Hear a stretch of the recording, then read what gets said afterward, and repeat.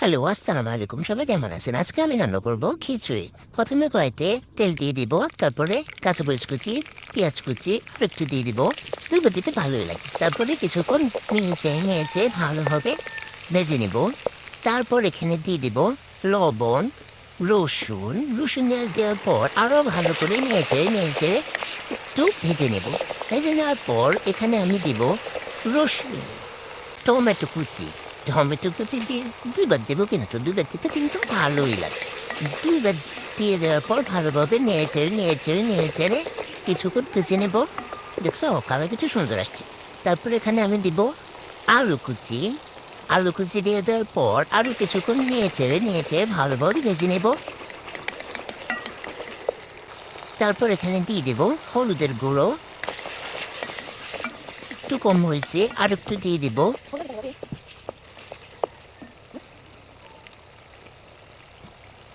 তারপর দিয়ে দিব গুঁড়ো মরিচ, তারপরে দিয়ে দিব একটুখানি ধনে গুঁড়ো, একটুখানি জিরে গুঁড়ো।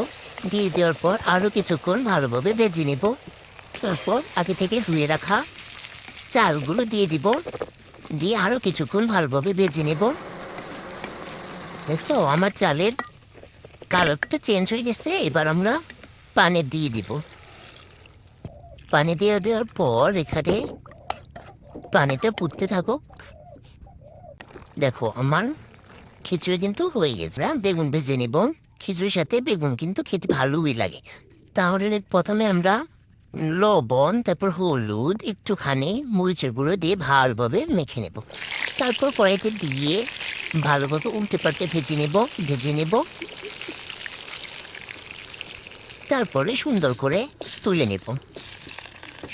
করে বেগুনটা তুলে নেব। তারপর এখানে আমরা কাঁচামরিচ কুচি দিয়ে দিব। কীভাবে সেট করছে ঠিক আমার মতো। তারপরে আমরা এখানে পেঁয়াজ কুচি দিয়ে কিছুক্ষণ ভালোভাবে নেড়ে একটু সামান্য একটু আমরা এখানে দিয়ে দিব রসুন বাটা, তারপরে হলুদের গুঁড়ো, মরিচের গুঁড়ো, ও হ্যাঁ লবণও দিয়েছি, লবণ ভিতরেও দিয়েছি। তারপর বেগুনগুলো দিয়ে ভালোভাবে নেড়ে ঢাকা দিয়ে দিব। তারপর এই যে আমার হয়ে গেল খিচুড়ি।